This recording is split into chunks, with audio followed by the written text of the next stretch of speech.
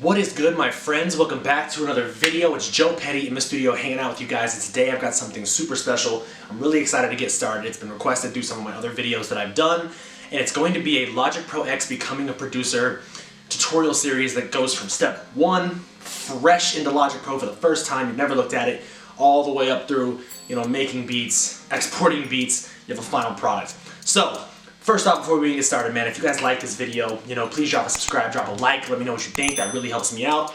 And hit the notification bell, because then you'll get to see the next updates for this series that come out every so often. So, we're not going to really talk all day, man. We're just going to dive right into it. Logic Pro X, Becoming a Producer series. Let's get it. Okay, you guys, we are looking at Logic Pro X. The lighting is a bit harsh for my webcam. I apologize about that. It's just where the sun is outside. But the most important part is that you're looking at the screen right here. So you open Logic Pro X for the first time. Here's what you got. There's so much to look at. What are we going to do? So first, let me just say I'm going to skip over quite a few things. It's just not a lot of stuff you need to just get started making sounds, and in fact, I think going over it all will just confuse you more than help you. So we're going to stick to what's crucial for today, step one, brand new to Logic Pro X. So before even starting anything at all, I like to enable the advanced tools. Okay, these tools you probably won't use right now, but you will 100% use them later, and you will end up looking them up on YouTube. So how to turn them on. So you may as well just do that straight up right now. If you come up here to Logic Pro, go down to Preferences, go to Advanced Tools. You're going to see that mine are already enabled and checked. Yours probably aren't. Some of them might be. So you can just enable all, or you can go through Read and just choose. Like I never do anything with Surround, and some of these other things I'm not using as often. But I will say, there's no reason to not, right? Because it controls things in here and adds new features that you might one day go, why is that not here? Could be because of this. So just go ahead and enable everything, no problems, and there you go. Hit the X button, and this is also for perpetuity, right? When you open up Logic Pro, you don't have to do that every single time. It's a one-time, one and done. There it is. So now we're back at the square one. We're back at the intro page. The very first time we're looking at Logic Pro X, what are we starting with? We're gonna work our way left to right. Again, I will be skipping a lot of stuff. So if you do have questions on it, leave them in the comments. But again, I'm just gonna get you guys started. So anyways, my library by default is open. Yours might not be. So if it's not, come to the top left, click on this little bin icon, and it opens up some sounds, right? This is where you can search through some sounds that Logic Pro X has provided. Also, you can organize your library in other ways and find those here and get access to those sounds right here. So I'll keep it open. Now we're gonna kind of move over to the next section. It's our inspector, right? If I close that, it vanishes. If I hit it, it opens. Your inspector is controlling the master track, which is right here. This is the master channel controlling everything that's going on in Logic Pro. And on the left, it is your track that is highlighted. So right now, it's the classic electric piano track, and that is this instrument here. You have some region controls right here, right? Quantize, and the region is controlling this region. So you have some quantize, you have some other tools that are super useful that we'll touch on down the road. So let's kind of work our way down this section. I'm going to turn the buses off. Don't concern with those for now. You have some EQ, just a channel EQ. You can X that. Now when I click it, it automatically puts that into my effects panel. So I'm just going to go no plugin. No plugin. Now if you come down here to audio effects, that's exactly what you think it is. It's audio effects, right? It's all your delays and distortions and compressors and filters and stuff that you have here. Now if you have aftermarket plugins, audio units, you'll find that all down there. Now one thing I will say is many people, you're watching videos, you're trying to learn, everyone's got these plugins that are like, oh man, I use this and I use that. They're great plugins, right? Aftermarket plugins are super great, and some are incredibly amazing, but that is not a reason to think that you're not going to get a radio quality project just using what you have here. The plugins in Logic Pro X are really good, and most DAWs can get you what you're looking for without going and dropping thousands of dollars, right? The bar to entry really isn't, it doesn't have to be that expensive if you don't want it to be. So get familiar with these tools, right? So continuing on. You have some volumes here, you've got some panning here, so electric piano. If you hover over, you have a kind of a little power icon. It turns off the plugin or turns on the plugin. If you do that, same thing with audio effects. If you hit the down arrows, here is where you can load in your plugins, right? Your virtual instruments. So Logic is also packed with some pretty good synthesizers, some good drum synths, some good, just things. Go through all of these because tons of sounds. One that I will say do not sleep on, and it's honestly, I still go to it sometimes now, is Alchemy. So if you click on it, it just turned our track here, our region, into an Alchemy track, right? It's no longer classic electric piano, it's Alchemy. So you got this pulled open, right? You don't gotta worry about the delays and the reverbs and all that stuff right now. We're just gonna get you clicking. So one thing I do like in here is the keys. So if you click on keys and come over here, there's your presets, right? You can correct me if I'm wrong, if someone knows this, but I don't have all of the expanded presets downloaded, but you can. There is actually a kind of an expanded version of Alchemy that you can download. I believe it's free, and it gives you a ton more presets. So you just click on this, right, and then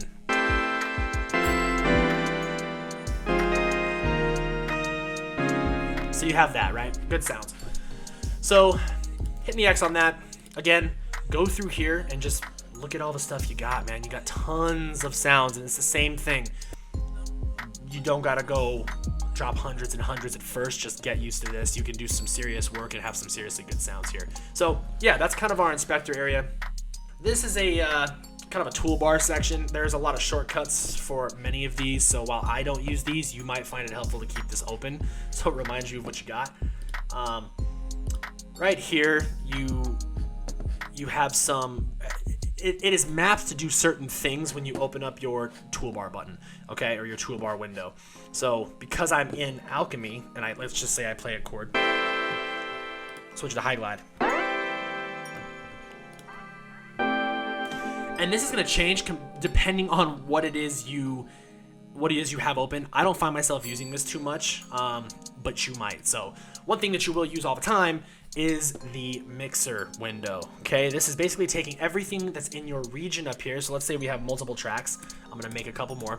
See how they're all appearing here? So when you're mixing and you're like, wow, that's way too loud and something's awful sounding, you can find what's going on in here and do some adjustments. So it's just a really condensed way to look at this down here. You will spend time in here, so yeah, get used to that. So let's just go ahead and get rid of this. I'm gonna go ahead and delete some of these tracks, and then we're back to one track that we got. So now, up to the top, you've got your standard, play, stop, record, loop, the whole 9 yards. Now, I don't use the loop function like this. I'll show you a better way to do it. One thing is if you're recording, right? Now, before we even mess with this, it's good to show you the loop. So this is how you create a loop. Notice when I click on this bar turns yellow. If you don't want to do that, you can just click and drag to the loop you want, okay? So that's that. If you come to record, see how there's a 4-bar count in? That's happening because of this right here. If you turn this off and hit record, it just starts from the very beginning. I don't know who is actually doing it that way, so I just keep that on at all times. And then right here is your metronome. So notice when I play it, there's nothing. Enable the metronome. You got a metronome, right? You'll be using that all the time. I usually start most projects with this, and then I'll turn it off once I get to a point in the drums where I'm feeling it. And also, it's debatable because some people don't use the metronome and it's a little more human, which there's other ways to get that effect. I just recommend at starting, use the metronome, man. That's kind of a preference thing. So anyways, we'll keep that on. Right here, you got your bar and beat counter. Here's your BPM, your tempo. You will be, this is usually one of the first things I do. Double click it. I'm making a beat at 145. Type in 145, you're done. This is your time signature. You can click on it and move this around. And for today, we don't have to talk about it, but I use this quite often when I'm making hi-hat patterns and certain drum patterns and snare rolls and all of that. So it is very useful, and you will be looking at it pretty often. Coming over here, this right here is kind of your let's go ahead and enable that. This is where you can load in, if you want to, you can load in loop kits, MIDI kits, drum kits, the whole 9 yards. I typically just drag from the file and drop in, but yeah, you can get things organized in here, make it nice and easy. Most DAWs come with some variant of this. So let's look at the loop browser. If you don't want to start with making the melody and making the drums and doing all that crazy stuff, you can just, Apple has loops for y'all, man. It's got loop packs that you can download the rest of. And so how it works is you're clicking through.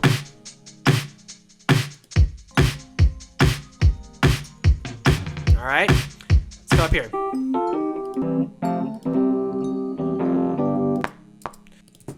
Okay, so you got some loops. Clicking on them, dragging them in. If you want to just start with the project tempo that's over here, just for the sake of not being confused, it's basically saying, hey, this is 90 and it doesn't match your project tempo at 145. You can import it at the tempo. It will change your tempo, and there you go. So a lot of people will start looking, if you're just getting the beat open, you'll start in this section, look for loops. Okay, I got this loop in. Now I'm going to go back here and find some drums. I'm loading in a drum synth. Voila, right? There you go. So that's kind of the loops function over here that you have going on. Now, one thing that's important to note is if you click on this, this little icon, I don't even know what this is called. What is this? I don't really know the name of it. Oh, it's an editor icon.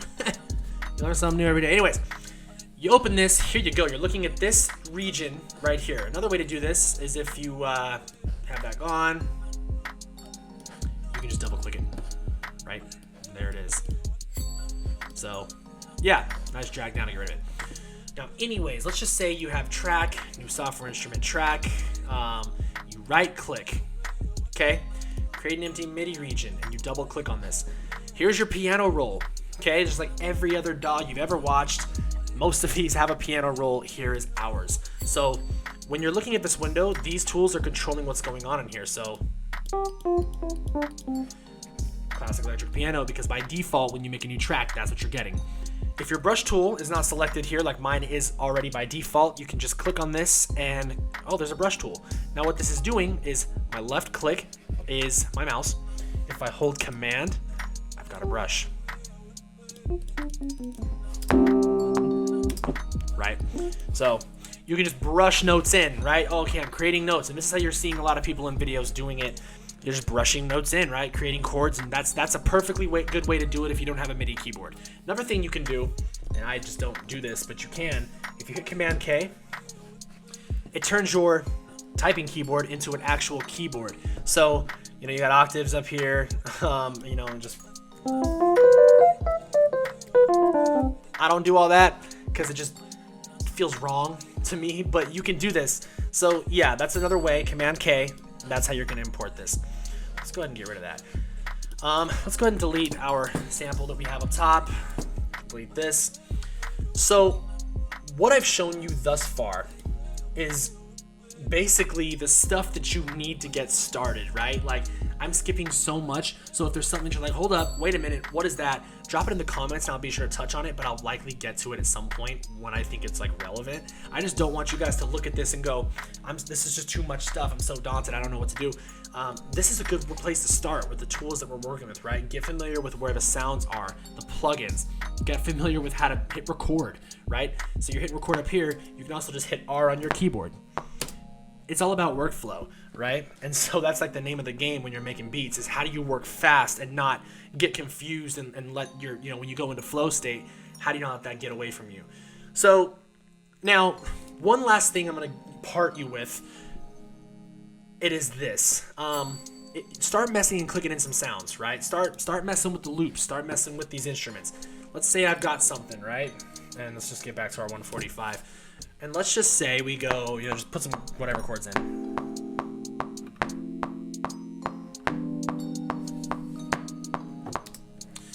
We have chords, okay?